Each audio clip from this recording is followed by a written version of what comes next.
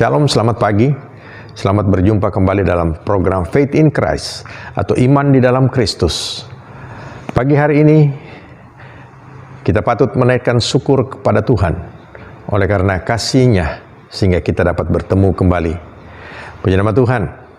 Harapan saya Bapak Ibu Saudara semua berada di dalam berkat kasih karunia Tuhan, dalam hidup yang penuh dengan berkat anugerah daripada Tuhan.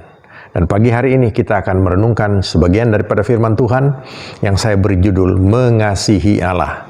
Bapak Ibu Saudara, kita mengasihi Allah itu adalah bagian daripada kita, ya, sebagai manusia. Oleh karena Allah terlebih dahulu mengasihi kita, ya. Di dalam Yohanes 3 ayat 16 dikatakan, karena begitu besar kasih Allah akan dunia ini sehingga Ia telah mengaruniakan anaknya yang tunggal, supaya setiap orang yang percaya kepadanya tidak binasa, melainkan beroleh hidup yang kekal. Kita melihat di sini Bapak Ibu Saudara, begitu besar kasih Allah akan dunia ini, akan saudara, akan saya, khususnya kita yang sudah menerima Tuhan Yesus sebagai Tuhan dan Juru Selamat kita. Kenapa hal itu kita butuh, saudara? Karena kita tahu, ya, sejak kejatuhan Adam dan Hawa, manusia terputus hubungannya dengan Allah dan tidak ada jalan keluar yang lain. Kalau kita melihat bagaimana usaha daripada manusia sebelumnya untuk melakukan banyak korban-korban untuk mendamaikan hubungan antara manusia dengan Allah, tapi semua itu tidak ada hasilnya, ya, karena manusia tetap berdosa. Tetapi Allah sangat mengasihi manusia.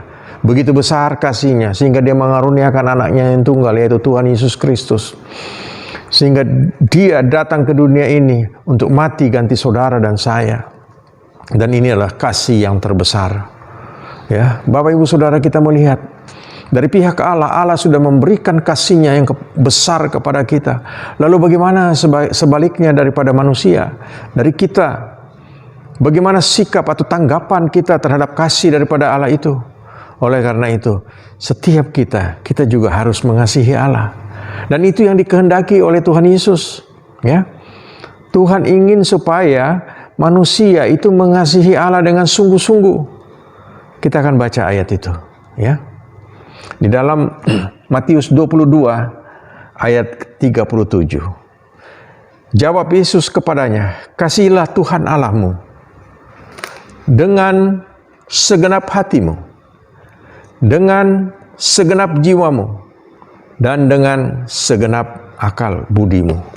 Ya, Bapak Ibu Saudara, Tuhan Yesus ingin agar setiap manusia mengasihi Allah dengan segenap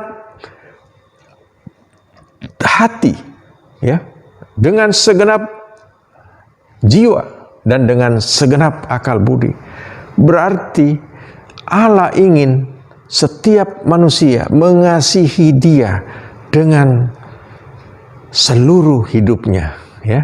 Nah, kita melihat Bapak Ibu Saudara, secara manusiawi tentu kita tidak akan mampu untuk mengasihi Allah dengan syarat ini. Tapi kita melihat, ya, Tuhan ingin itu.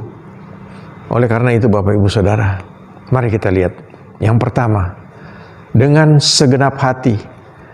Allah ingin manusia atau kita orang percaya mengasihi Dia dengan segenap hati. Ya. Ada contoh di Alkitab bagaimana para murid-murid Tuhan,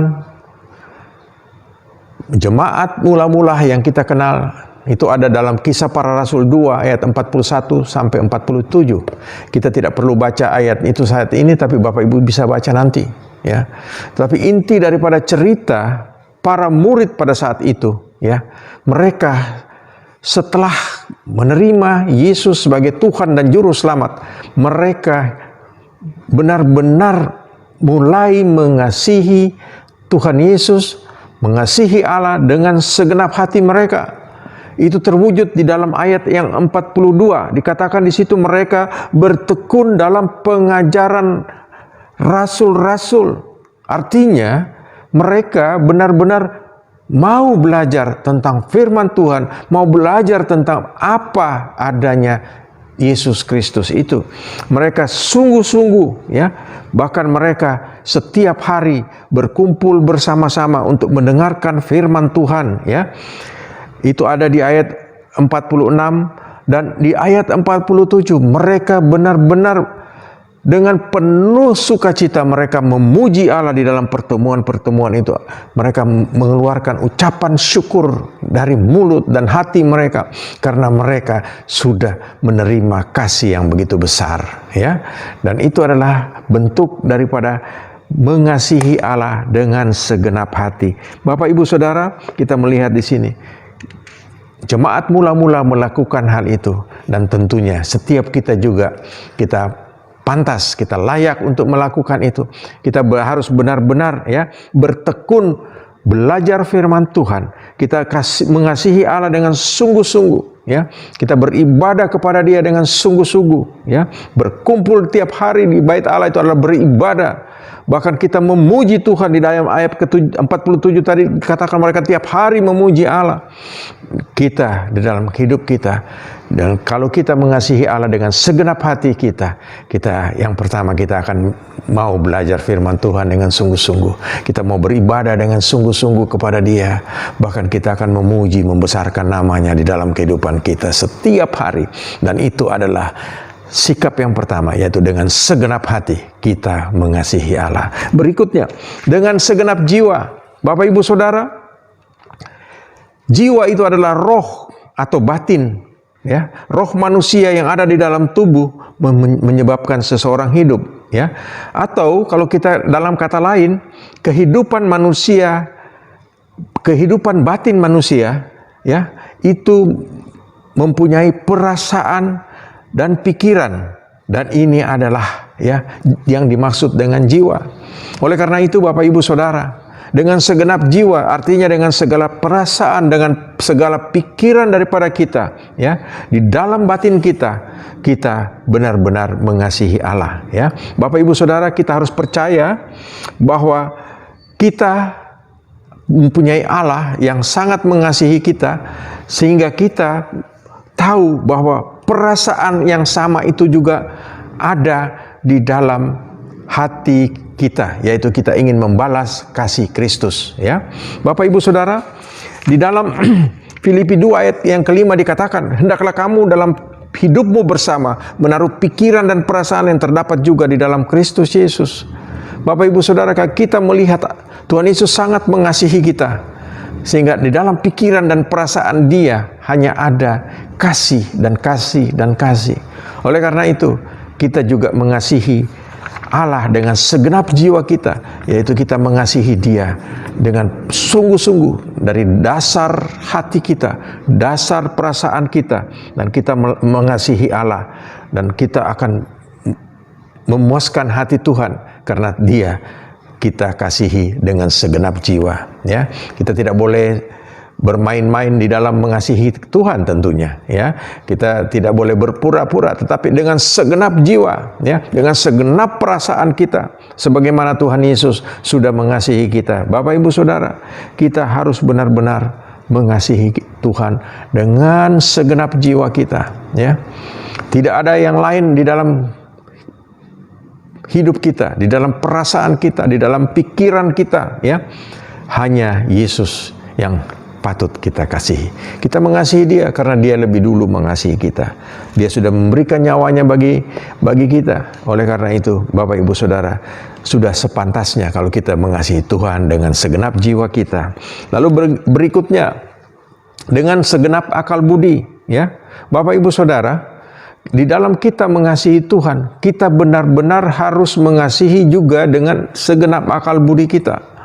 Dalam arti kata, Bapak Ibu Saudara, kita di dalam mengasihi Tuhan, kita benar-benar harus menggunakan akal budi kita pada waktu kita mengasihi Tuhan. Tidak dengan sembarangan juga kita mengasihi Tuhan, tapi kita menggunakan akal budi kita. Kenapa? Karena kita tahu Tuhan sudah mengasihi kita lebih dulu. Oleh karena itu, dengan akal budi kita yang kita miliki dan Tuhan sudah berikan kepada kita, kita mengasihi Dia dengan sungguh-sungguh, ya.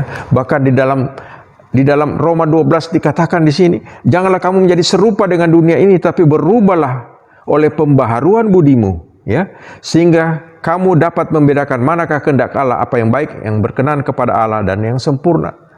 Bapak Ibu Saudara, di sini dikatakan budi kita, pembaharuan budi kita, ya, harus berubah. Budi kita harus berubah. Pada saat kita menerima Tuhan Yesus sebagai Tuhan dan Juru Selamat, hidup kita harus berubah. Budi kita, ya, harus diperbaharui, ya, sehingga kita dapat membedakan kehendak Allah, yang mana yang berkenan kepada Allah, ya, dan yang sempurna. Bapak Ibu Saudara, kita harus mengasihi Allah dengan segenap akal budi kita. Artinya setiap pola pikir kita, ya, kita harus sesuai dengan kehendak Tuhan, ya. Karena apa? Karena kita sudah menerima Yesus sebagai Tuhan dan Juru Selamat. Oleh karena itu, pola pikir kita harus berbeda dengan sebelumnya. Bapak Ibu Saudara, kita tidak boleh lagi hidup sebagaimana kita hidup dulu sebelum kita menerima Tuhan Yesus. Tapi kita harus berubah semua. Kita harus membenci segala macam jenis kejahatan, ya. Kita tidak boleh hidup lagi di dalam keserakahan dunia ini. Tidak boleh mementingkan diri sendiri atau hidup di dalam dosa, ya. Bapak Ibu Saudara, ada banyak anak-anak Tuhan yang di dalam perjalanan hidupnya mereka tidak sungguh-sungguh mengasihi Tuhan, ya. Mereka tidak benar-benar mencintai Tuhan. Kenapa? Karena mereka masih tetap hidup di dalam dosa. Dan ini tidak boleh terjadi di dalam kehidupan kita. Tuhan ingin kita mengasihi Dia dengan segenap akal budi kita. Kita harus menggunakan akal budi kita yang baru, yang sudah dibaharui, untuk terus mengasihi Dia. Dan kita percaya, Bapak Ibu Saudara, ya, pada saat, ya, kita mengasihi Allah dengan segenap akal budi kita, ya, Tuhan akan memberkati kita di dalam kehidupan kita. Dan Tuhan ingin supaya Bapak Ibu Saudara, kita di dalam menjalani hidup ini, kita benar-benar mengasihi Allah dengan akal budi kita. Dan pada saat-saat di mana kita harus berhadapan dengan mungkin ada ajaran-ajaran sesat. Kita ingat pada akhir zaman ini, begitu banyak ada ajaran sesat yang dilemparkan melalui media sosial, dan seakan-akan itu benar. Tetapi kalau kita menggunakan akal budi kita, kita mengerti firman Tuhan, ya, kita tahu firman Tuhan, kita akan bisa membedakan hal-hal yang demikian. Oleh karena itu, Bapak Ibu Saudara, itulah yang penting bagi kita mengasihi Tuhan. Ada 3 hal, ya, mengasihi Allah dengan segenap jiwa kita, dengan segenap akal budi kita, bahkan dengan segenap hati kita. Bapak Ibu Saudara, itu adalah hal yang penting di dalam kehidupan kita. Kita mengasihi Allah dengan seluruh kehidupan kita. Dan kita tahu pada saat kita mengasihi Allah dengan segenap hati kita, dengan segenap jiwa kita, dengan segenap akal budi kita, maka Allah akan terus memberkati kita, ya. Karena di dalam Ulangan 30 ayat ke-9 dikatakan, Tuhan Allahmu akan melimpahi engkau dengan kebaikan dalam segala pekerjaanmu, dalam buah kandunganmu, dalam hasil ternakmu, dan dalam hasil bumimu. Sebab Tuhan Allahmu akan bergirang kembali karena engkau dalam keberuntunganmu, sebab Ia bergirang karena nenek moyangmu dahulu. Ya, Bapak Ibu Saudara, dalam Ulangan 8 ayat 17 dikatakan, sebab Tuhan Allahmu membawa engkau masuk ke dalam negeri yang baik, suatu negeri dengan sungai, mata air, dan danau yang keluar dari lembah-lembah dan gunung-gunung. Suatu hari, suatu negeri di mana engkau akan makan roti dan tidak usah berhemat, di mana engkau tidak akan kekurangan apapun. Suatu negeri yang batunya mengandung besi dan dari gunungnya akan kau gali tembaga. Ya, ayat 9 dikatakan, dan engkau akan makan dan akan kenyang, maka engkau akan memuji Tuhan Allahmu karena negeri yang baik yang diberikannya kepadamu. Ya, itu adalah yang akan kita terima daripada Tuhan di dalam kehidupan ini. Ya, bukan hanya janjinya untuk keselamatan hidup yang kekal, tetapi pada waktu kita hidup di dunia ini, Tuhan akan memberikan janjinya. Oleh karena Tuhan sangat mengasihi kita. Dan oleh karena itu kita pantas juga untuk mengasihi Tuhan, ya, mengasihi Allah. Bapak Ibu Saudara, kiranya pagi hari ini adalah pagi yang indah bersama-sama kita nikmati karena Allah sungguh-sungguh mengasihi saudara dan saya. Ya, tetap semangat. Sampai berjumpa dalam program Faith in Christ berikutnya. Tuhan Yesus memberkati. Amin.